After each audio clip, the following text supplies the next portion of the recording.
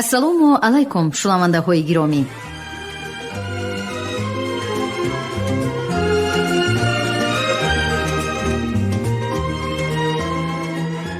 гуфторамонро аз силсилаи хониши адабӣ аз рӯи асари асосгузори сулҳу ваҳдати миллӣ, пешвои миллат, президенти ҷумҳурии тоҷикистон муҳтарам эмомалӣ раҳмон уфуқҳои истиқлол оғоз менамоем.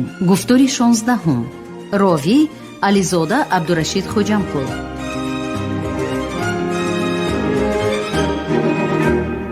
боби 4. ваҳдати миллӣ ва суботи иҷтимоӣ дар меҳвари сиёсати дохилии давлат. 1.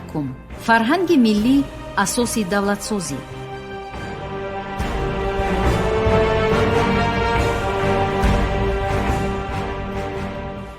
تشکل فرهنگ سیاسی در تاجیکستان در زمینه روندهای واقعی کشور صورت گرفته نشان دهنده نبض جامعه می باشد و با اشتراک دولت و افراد فعال سیاسی طرح‌ریزی و اداره می شود. همچنین بعضی عنصرهای فرهنگ سیاسی بیرون از وکالت این دو به میان آمده نشان دهنده ارزش‌ها و خواسته‌های مردم در سیاست سهمگیر را انعکاس می‌نمایند. از این رو منفعت‌های ملی تاجیکستان تقاضا می‌کند که ما در روند تحول نظام سیاسی برای بنیاد جامعه عدالت محور و دولت نیکو احوالی عموم سهمگزار باشیم. در این روند مقام حزب‌های سیاسی در تقویت نظام سیاسی مهم ارزیابی می‌گردد، زیرا آنها بر رشد گوناگون اندیشی سیاسی مساعدت نموده زمینه‌های استوار پیشرفت جامعه دموکراتی را فراهم می‌آورند.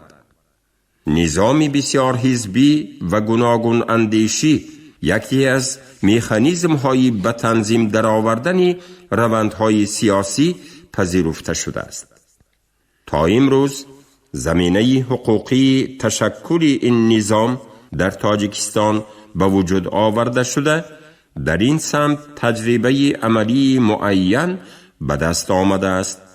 تشکل بسیار حزبی یکی از راه‌های مستحکم نمودن روند با سرعت مردم سالاری جامعه در شرایط حاضره جهانی شوی به حساب می رود. ما زینه به آن موفق گشتیم که معیارهای دموکراسی در جمهوریمان خیلی عمیق و استوار گردند، گوناگون اندیشی و آزادی بیان تأمین شود، واسطه های اخبار عامه مستقل فعالیت خود را خیلی فراگیر ساختند. در جمهوری الحال 7 حزب سیاسی عمل می کند که اکثری کلی آنها در پارلمانت مملکت نمایندگان خود را دارند. حزب‌های سیاسی با برنامه‌های مشخص خود در بین عامه کار برده برای نفوذ بیشتر پیدا کردن تلاش می‌ورزند. در میان آنها برای نائل گشتن به هدفهای خود مبارزه‌های آسایشته پارلمانی به راه مانده شده است. همه حزب‌های سیاسی در اساس قانون فعالیت‌های خود را پیش می‌برند. ما پیش از معرکه‌های انتخاباتی اعلام کرده بودیم که برنامه حزب غالب به حیث برنامه حکومتی برای عملی گرداندن پذیرفته می شود. در برابر این در پیام نوبتی خود به مجلس عالی جمهوری تاجیکستان تاکید نمودیم که برنامه‌های همه احزاب سیاسی آموخته شده نکته‌های مهم آنها برای عملی نمودن به نوبت گرفته می شوند. غیر از این تکلیف و پیشنهادهای همه حزب‌ها و سازمان‌های غیر دولتی از طریق شورای جمعیتی جمهوری دسترس شده هنگام تهیه برنامه‌های دولتی مورد استفاده قرار می‌گیرند. سازمان‌های جمعیتی، نهادهای جامعه شهروندی یا به اصطلاح دیگر بخش سیوم از مهمترین نشان دهنده های نظام دموکراتی و موجودیت جامعه شهروندی به حساب می روند.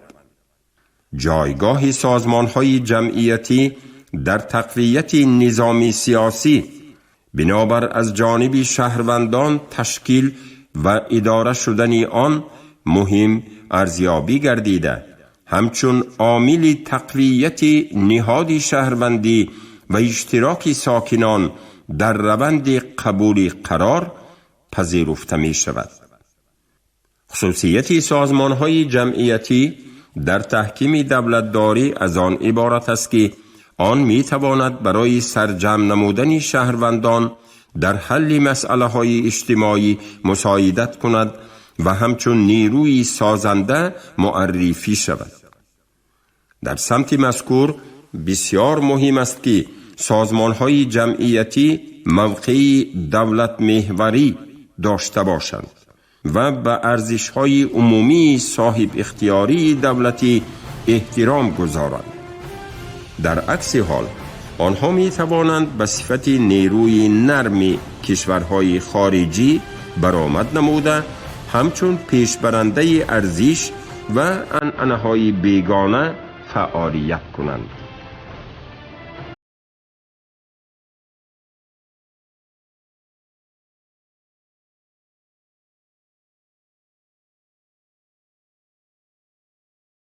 وضع فرهنگی سیاسی در منطقه های کشور و ویژگی های آن موضوع جدی به شمار رفته، ارزیابی علمی و تحلیلی آن برای تطبیق سیاست دولتی در سمت سیاست داخلی مساعدت می کند. متاسفانه امروز خصوصیت و ماهیت فرهنگی سیاسی منطقه های کشور از دایره پژوهش های علمی بیرون مانده است. از این رو در آینده براه ماندن چنین تحقیقات برای شناخت نقطه های ضعف و دستاوردها در فرهنگ سیاسی کشور مساعدت نموده در تکمیل استراتژی دولتی و درست بهاگذاری نمودن روندهای سیاسی و ایدئولوژی می تواند خدمت کند. جامعه امروزه جهانی را جامعه اطلاعاتی نام میبرند و در تاجیکستان نیز برنامه مخصوصی دولتی در سمت تحکیم آن قبول شده است که تا سال 2020 در عمل تطبیق خواهد شد. عنصر مهم جامعه اطلاعاتی دسترسی مستقیم به اطلاعات است و خدمت‌رسانی‌های گوناگون دولتی را به مراتب آسان می‌گرداند. امروزها شهروندان تاجیکستان از دستاوردهای جامعه اطلاعاتی به طور وسیع استفاده می‌کنند که آن در نوبت خود خصوصیت‌های ملی فرهنگ نوی سیاسی را در حال رشد و پیشرفت قرار داده است. پیش بینی می‌شود که با استوار گشتن پایه‌های جامعه اطلاعاتی در تاجیکستان فرهنگ سیاسی شهروندی تحکیم می‌یابد و استفاده وسیع نیروی انسانی را در سیاست‌گذاری‌های دولتی براه مانده برای تطبیق هدفمند آن شرایط مساعد فراهم می‌آورد. عموماً روند شکل گرفتن فرهنگ نوی یگانه سیاسی در تاجیکستان به تدریج ادامه داشته زمینه‌های اولیه و بنیادی خود را استوار کرده ایستاده است که در سالهای من بعد در شکل نهادین اینستیتوسیونالی به میان می آید و ارزش‌های و خواسته‌های مردم کشورمان را یکسان می گرداند.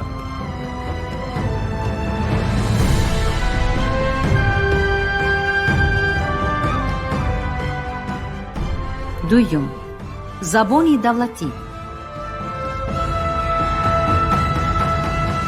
ما در دوران استقلالیت دولتی کشورمان شاهد دیگرگونی‌های بزرگ و بی سابقه گشته بر رشد زبان دولتی نیز اعتبار و توجه جدی ظاهر نمودیم.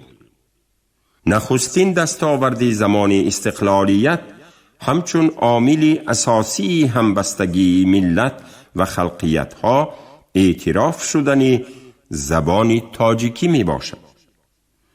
با نظر داشت این 22 ایول سال 1996 ما در سخنرانی خیش به مناسبت روز زبان مسئله تهیه و تصویب قاعده های املای زبان تاجیکی را یکی از مسئله های خیلی مهم ارزیابی نموده بودیم. تأکید این مسئله بر پایه منطقی علمی استوار گردیده ضرورت تهیه قاعده های نوی املای زبان تاجیکی پیش آمده بود. همینطور با پیشنهاد ما و قرار حکومت جمهوری تاجیکستان از 3 سپتامبر سال 1998 املای زبان تاجیکی در تحریر نو قبول گردید. ما ضمن سخنرانی و پیام‌های خود همیشه در بابت استوار گردیدن زبان تاجیکی همچون زبان دولتی اظهار نظر کرده دایر به آموزش زبانهای خارجی مخصوصاً زبانهای روسی و انگلیسی اعتباری خاص می دهیم.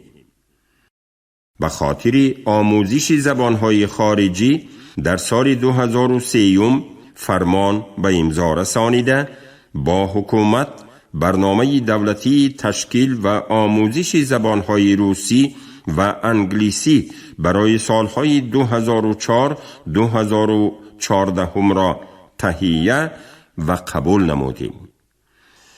قبول این برنامه امکان داد که با آموزش زبانها اعتبار جدی داده شود و در همه زینه‌های تحصیلات تعلیم زبانها راه اندازی گردد. دایر به مسئله های آموزش زبانها ما دستاوردهای خوب را در کشور مشاهده می کنیم. حالا صف جوانانی که به آموزش زبانهای خارجی از جمله زبانهای شرقی و غربی تلاش می ورزند از دوران قبل از استقلالیت دولتی به مراتب بیشتر شده در جمهوری برای آموزش این زبانها امکانات فراوان فراهم آورده شده است. ما در پیام تبریکی خیش به مناسبت سالگرد روز زبان دولتی دایر به والایت مقام زبان و پاک و بیگزن نگاه داشتن آن اظهار نظر کرده زبان تاجیکی را از عالی ترین مقدسات ملی اعلان داشتیم. به خاطر ارج گذاشتن به زبان تاجیکی با امضای فرمان سال 2008 را سال زبان تاجیکی اعلان نمودیم.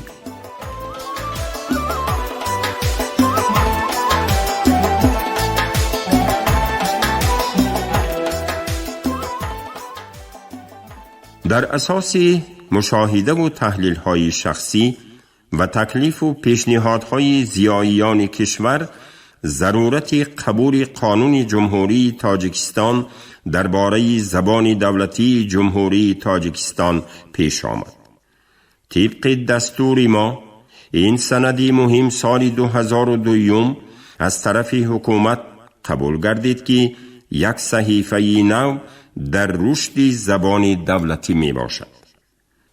با قبول شدن این قانون من بعد مقامات حاکمیت دولتی، مقامات خود اداره کنی شهرک و دیهات، اینچنین شخصان حقوقی ناوابسته از شکل تشکیلی و حقوقی وظیفه دارند برای آموختن زبان دولتی و تکمیل زباندانی کارمندانشان شرایط مساعد فراهم آورند.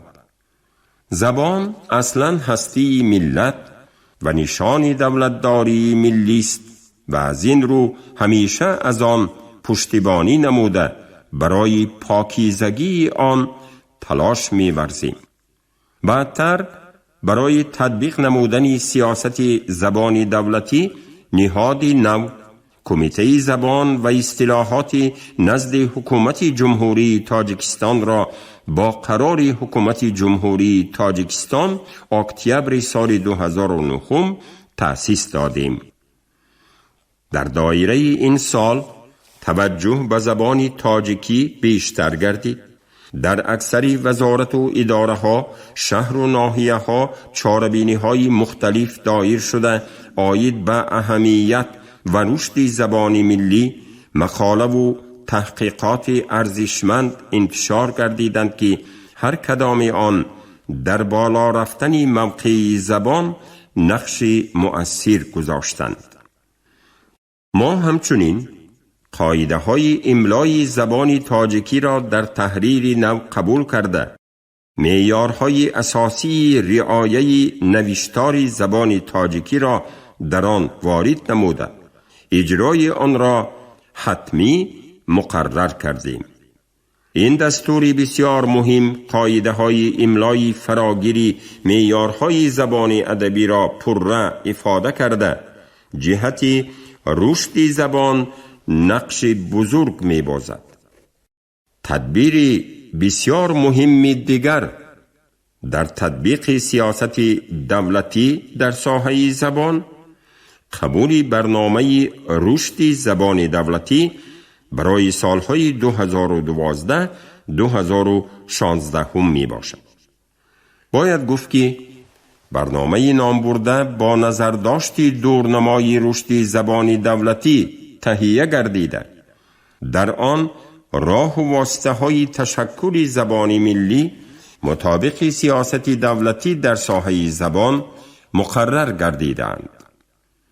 به مقصد بی خطا نوشتن، درست معنی داد کردن مفهومها و شناس شدن به معنای اصلی بعضی کلمه های به زبان تاجیکی وارد شده، طبق دستور ما فرهنگ املای زبان تاجیکی در 20 جزء چاپی 320 صحیفه تهیه گردید. این فرهنگ همچون دستور عمل و سرچشمه شناسایی به کلمه و عباره ها برای هر یک دوستدار زبان راهنمایی به همتاست.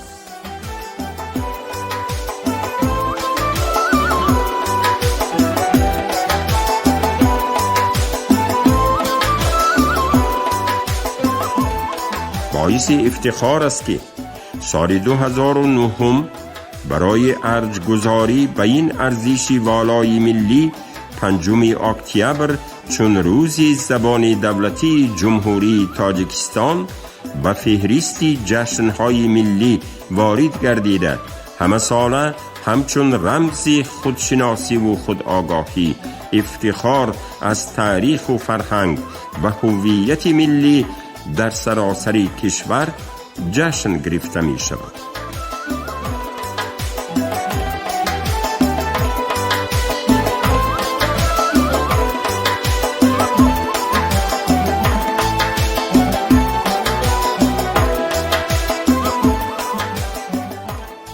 ما همه ساله به افتخار این جشن فرخنده مردم کشور را تبریک گفته رشد زبان ادبی تاجیکی و ارجگذاری زبان دولتی را مهم و مقدس می دانیم. کمیته زبان و اصطلاحات نزد حکومت جمهوری تاجیکستان همه ساله به افتخار این جشن فرخنده کنفرانس و همایش‌های علمی و عملی را با اشتراک نمایندگان دستگاه اجرایی پرزیدنت جمهوری تاجیکستان، اکادمی علمها، وزارت و کمیته ها، دانشگاه و دانشکده ها، پژوهشگاه های علمی و تحقیقاتی، سازمان های غیر دولتی و واسطه های اخبار عامه برگزار می نماید.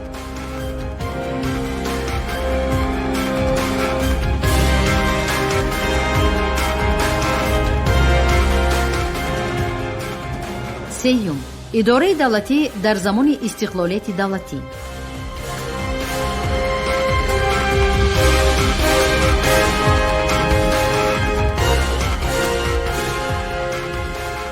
یکی از دستاوردهای اساسی جمهوری تاجیکستان در دوران استقلالیت تکمیل اداره دولتی و تأمین گذریش به نظام دموکراتی بود که در زمینه آن کنسپسیای حاکمیت خلق به تدریج تشکل و به واقعیت تبدیل یافت.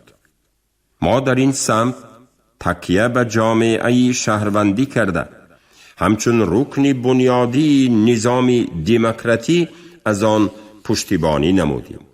از این رو نه تنها برای تأسیس نهادهای جامعه شهروندی مساعدت کردیم، بلکه جامعه اداره شونده را برپا ساختیم که سازمانهای مذکور فعالانه عمل کرده همه جانبه حمایه می‌یابند.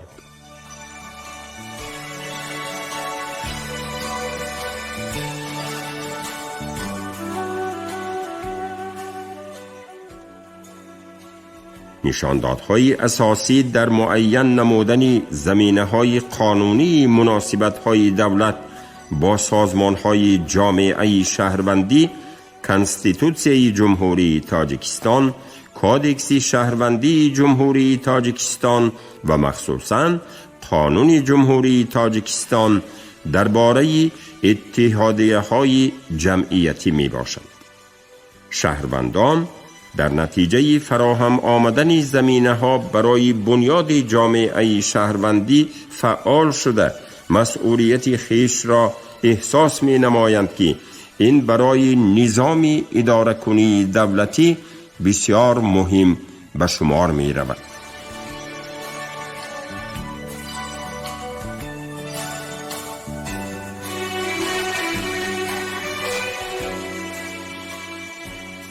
در این دوره ما یکی از سمت‌های نازک رشد جامعه تازه استقلال را و درست معین نمودن سیاست کدری محسوب دانستیم.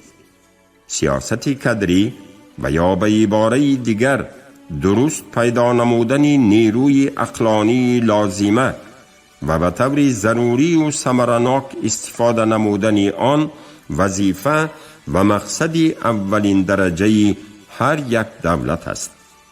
از نظریه های متخصصان برمی آید که روی کار آمدن کادرها را نباید انتظار شد، بلکه آنها را باید تربیت کرد و از قشرهای گوناگون جامعه پیدا نمود.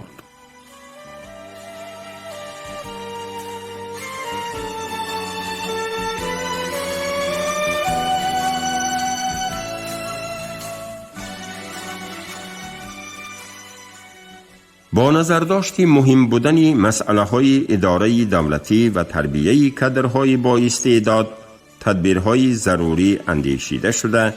در این سمت برنامه‌های کوتاه مهلت، میانه مهلت و دراز مهلت قبول گردیدند که آنها با جلب مبلغ‌های بودجه دولتی و سازمان‌های بین المللی دوره به دوره عملی شده ایستاده.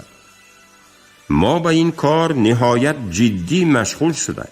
در 4 عصر در این سمت کارهای نظررسی را به انجام رسانیدیم. مخصوصاً قبول کردن استراتژی اصلاحات نظام اداره کنی دولتی جمهوری تاجیکستان امکان داد که تدبیرهای ضروری را عملی سازیم و با این مقصد آموزش و مبادله تجربه متخصصان ساحه خدمت دولتی تاجیکستان را در دولت‌های در این سمت پیشرفته براه مانیم.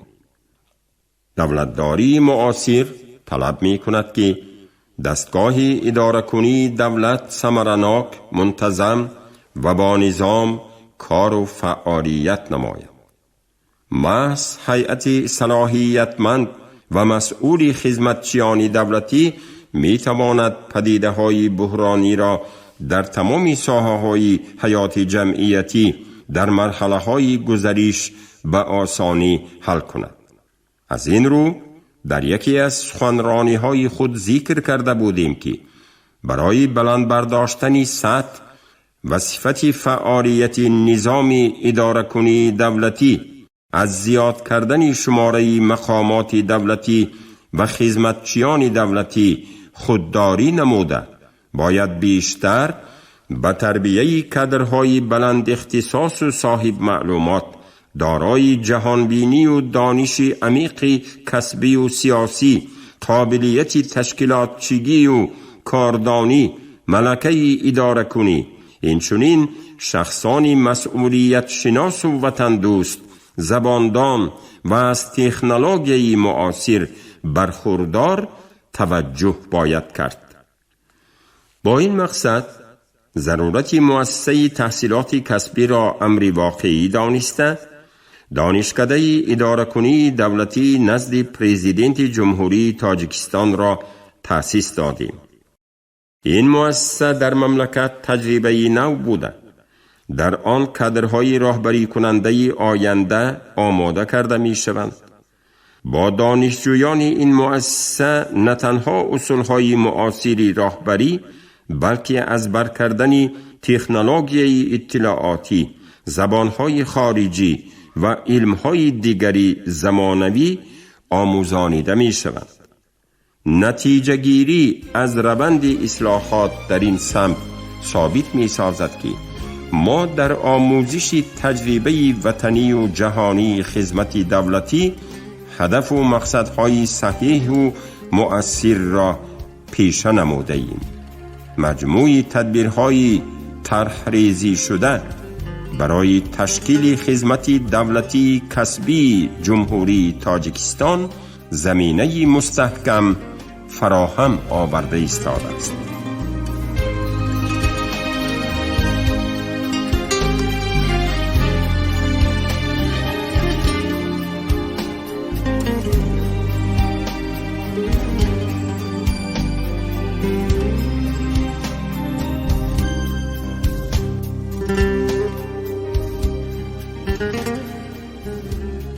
شما گفتاری 16 را از روی اثر افقهای استقلال پیشوای ملت محترم امام علی رحمان شنیدید. راوی علیزاده عبدالرشید خوجمقل، کارگردان شیرعلی نغزلی، صدابردار کریم طالبوف. پایان گفتار از سلسله خوانش ادبی.